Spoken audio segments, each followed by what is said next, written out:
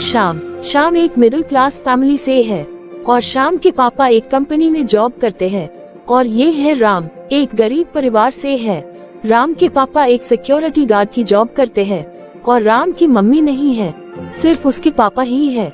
राम और शाम दोनों में ही बहुत पक्की दोस्ती है। राम चलो लंच ब्रेक हो गई है, लंच करने चले। सब चले गए हैं, सिर्फ हम ही बचे हैं। नहीं शाम तुम जाओ, मुझे भूख नहीं है। क्या हुआ तुम्हें? तबीयत तो ठीक है ना? हाँ आज सुबह से ही मेरी तबीयत ठीक नहीं थी, इसलिए मैं अपना लंच नहीं लेकर आया।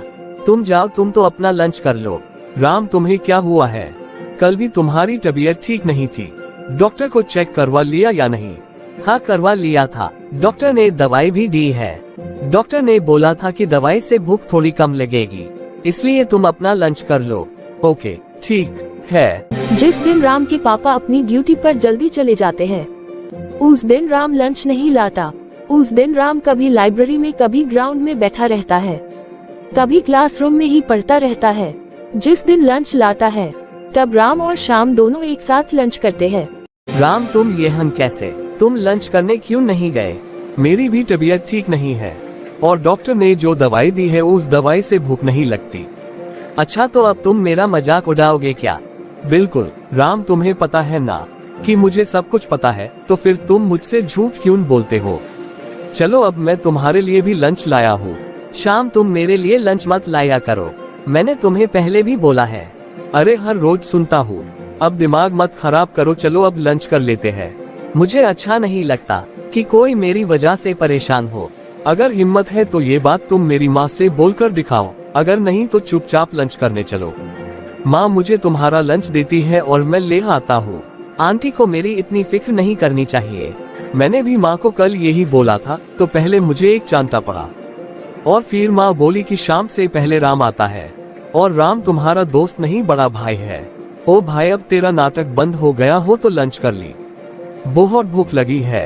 अच्छा ठीक है शाम, लंच बहुत ही टेस्टी है, खाकर मजा आ गया। अच्छा मुझे तो पता ही नहीं था कि खाना इतना टेस्टी है। यार फिर से मजाक, मैं सच बोल रहा हूँ कि आंटी बहुत अच्छा खाना बनाती है। हर रोज खाना खाकर मजा आ जाता है। जब मम्मी के हाथ का खाना इतना ही अच्छा लगता है तो हर रोज नाटक क्यों करता है? हर रोज तेरी रिक्वेस्ट करनी पड़ती है। सॉरी शाम, तुम नहीं समझोगे। क्या नहीं समझूंगा? राम मुझे सब कुछ पता है कि तुम्हारी फैमिली में क्या प्रॉब्लम चल रही है। राम बल्कि तुम समझो कि तुम्हारी प्रॉब्लम अलग है और हमारी दोस्ती अलग, और प्रॉब्लम्स कभी भी दोस्ती के बीच में नहीं आनी चाहिए। माँ ने तुम्हें मेरा बड़ा भाई बोला है, अब तुम्हारी प्रॉब्लम तुम्हारी नहीं है, हमारी भी है। तुम्हें ये समझना होगा कि तुम अकेले नहीं हो। कल से ये नाटक मत करना, नहीं तो टांग तोड़ दूंगा। अच्छा भाई सॉरी, अब नहीं करूँगा। चलो अब क्लास में चलते हैं। गुरुजी अब चले, छुट्टी हो गई है या अभी यही बैठना है? तुम हमेशा मजाक के मूड में ही रहते हो, कभी सीरियस नहीं होते। क्या कहा? मैं सीरियस नहीं होता क्या? तुम्हें क्या हुआ? ठीक तो हो। मैं सीरियस होने का ट्राई कर रहा था, लग रहा था ना मैं सीरियस। नहीं, मुझे तो तुम चिंपैंजी लग रहे थे। सचमुच? फिर तो अच्छी बात है। चलो अब चले। चलो ठीक है राम, मैं चलता हूँ, अब कल मिलेंगे। आंटी को मेरी तरफ से थैंक्स बोल देना। तुम कल को खुद ही बोल देना। मतलब कि सांभा गब्बर ने तुम्हें घर बुलाया है। अब तो तुम गए काम से। चलो मैं अब चलता हूँ, अगर लेट हो गया तो गब्बर मुझे गोली मार देगा। अरे तुम और तुम्हारा मजाक। सीरियस हो के टेंशन कम हो जाएगी क्या? नहीं। ता फिर ऐशकार मेरे वीर ओ बाले बाले। चलो मैं चलता हूँ, बाय। मुर्गी देती अंडा है, मेरा भाई सॉलिड बंदा है। और जल्दी घर चला जा मेरे भाई, लगता है तूने माँ से खाना गंदा है। फिर नेक्स्ट डे राम स्कूल नहीं आता तो शाम उसको हर जगह ढूंढता है। चलो कोई बात नहीं, आज सांभा ने बंक मार लिया तो क्या हुआ, कल कहाँ जाएगा? आने दो, कल उसकी टांग तोड़ूंगा। कल क्या? राम बहुत दिनों तक स्कूल नहीं जाता, जिस वजह से शाम परेशान हो जाता है और राम को ढूंढनी निकालता है। उस दिन यहाँ से कहा गया होगा। एक तो उसके पास फोन भी नहीं है और ना ही उसने अपना घर दिखाया। इन अंकल जी से पूछता हूँ। फिर शाम उस शॉप पर अंकल से पूछता है, अंकल राम के पापा को बहुत अच्छे से जानते हैं और वो राम का पता शाम को बता देते हैं। लेकिन वो अंकल शाम को ये भी बताते हैं कि राम और उसके पापा तुम्हें घर पर नहीं मिलेंगे, क्योंकि राम की पापा का एक्सीडेंट हो गया है और वो हॉस्पिटल में है। शाम एक्सीडेंट का सुनकर बहुत परेशान हो जाता है और तुरंत हॉस्पिटल के लिए निकल लेता है। शाम तू यहाँ कैसे? तुम्हें कैसे पता चला? अरे अब कुछ बोलो भी तो सही। मुझे छोड़, पहले तू बोल कि तेरी प्रॉब्लम क्या है। तू खुद को समझता क्या है?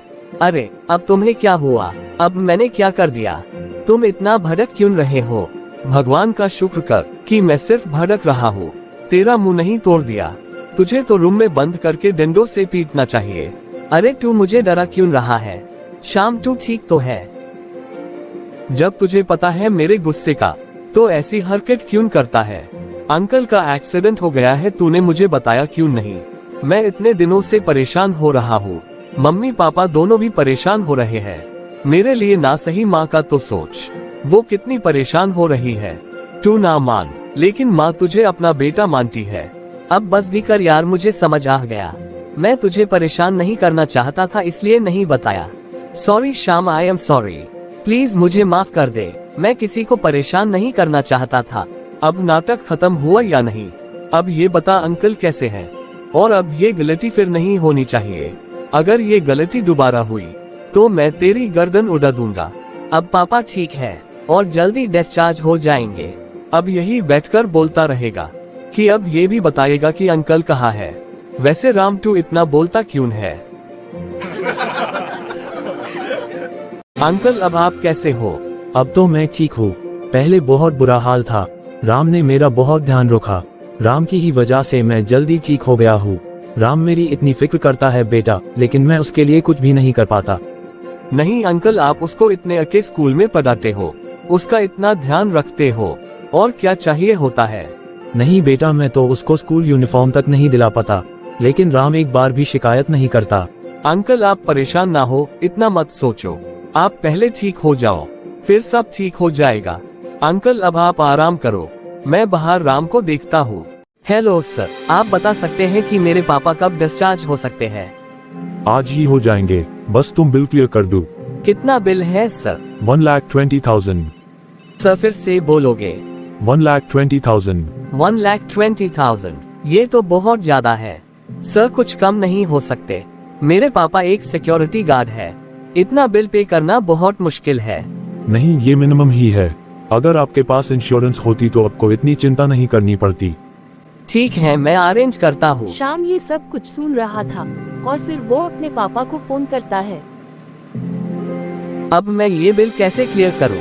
मेरे पास तो पैसे ही नहीं है और पापा के पास जो है वो इतने नहीं। और पापा को कैसे बोलूं? वो तो पहले ही ठीक नहीं है। ये बात सुनकर और भी परेशान हो जाएंगे।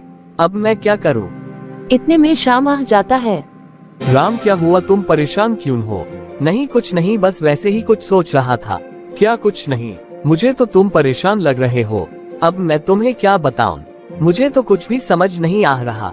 बोलो तो सही सांभा, कितनी आदमी थे? एक भी नहीं, बस मेरी परेशानियां। पेशेंट अशोक कुमार जी के साथ आप है? जी हाँ, मैं ही हूँ। आपको रिसेप्शन पर बुलाया है। जी मैं अभी आता हूँ। शाम तुम बैठो, मैं आता हूँ। ठीक है सांभा, जल्दी जाओ और आओ। हाँ जी सर, आपने बुलाया था। क्या अशोक कुमार आपके पापा है? जी हाँ, क्या हुआ सर? सब कुछ ठीक तो है ना? आपके पापा डिस्चार्ज हो गए हैं, आप उन्हें लेकर जा सकते हैं। आपकी सारी पेमेंट हो गई है। लेकिन सर मैंने तो अभी तक कोई पेमेंट नहीं की। आपने नहीं की, लेकिन किसी का फोन आया था। उन्होंने पेशेंट का नाम बताकर सारी डिटेल्स ले ली और पेमेंट ऑनलाइन ट्रांसफर कर दी। किसने की सर? मुझे नहीं पता। मैं तो किसी को नहीं जानता और ना ही मैंने किसी को बताया। उनका नाम क्या है सर, आप मुझे बता दो प्लीज। मैं उन्हें थैंक्स बोलना चाहता हूँ, उन्होंने मुझ पर बहुत बड़ा एहसान किया है। नहीं, उन्होंने अपना नाम नहीं बताया। अब आप अपने पापा को लेकर जा सकते हैं। राम बहुत ज्यादा सरप्राइज हो जाता है और कॉरिडोर में ही खाली पेशेंट बेड पर बैठ जाता है और सोचता रहता है। मुझे समझ नहीं आ रहा है कि मैं क्या करूं। आखिर कौन है वो भला इंसान जिसने मेरी इतनी बड़ी हेल्प की और वो भी बिना कहे, और अपना नाम भी नहीं बताया। कहीं ये शाम ने तो नहीं किया? लेकिन उसको तो कुछ पता ही नहीं है। मैंने तो उसको अभी बिल का बताया ही नहीं। चलो शाम के पास जाता हूँ, वो भी वेट कर रहा होगा। हाँ सांभा, क्या हुआ? तुम्हारा रंग क्यों उड़ा हुआ है? पापा को डिस्चार्ज कर दिया है। तो ये तो खुशी की बात है, और तू उदास क्यों है? वो तो है, लेकिन मैं इसलिए परेशान हूँ कि हॉस्पिटल का बिल किसी ने पे कर दिया। किसने क्या सांभा? ये ही तो मुझे पता नहीं है। मैंने तो किसी को बताया भी नहीं, और मैं किसी को जानता भी नहीं। फिर कोई मुझ पर इतना बड़ा एहसान क्यों करेगा? अरे क्या हुआ, कुछ बताओगे भी या अकेले ही बात करते रहोगे? शाम किसी ने हॉस्पिटल की सारी पेमेंट कर दी है। अच्छा, किसने की? ये ही तो नहीं पता किसने की, और उसको पता कैसे चला कि मेरे पास पैसे नहीं है?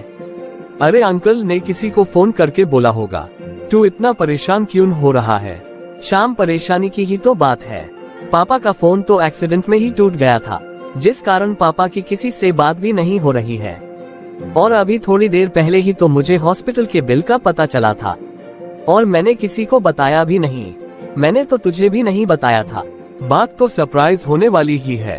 चल, अब पेमेंट हो गई है, अंकल को लेकर घर चलते हैं। और अब परेशान क्यों होना, भगवान अच्छे लोगों के साथ अच्छा ही करते हैं। ये समझ कि भगवान ने किसी को तेरी हेल्प करने भेजा था।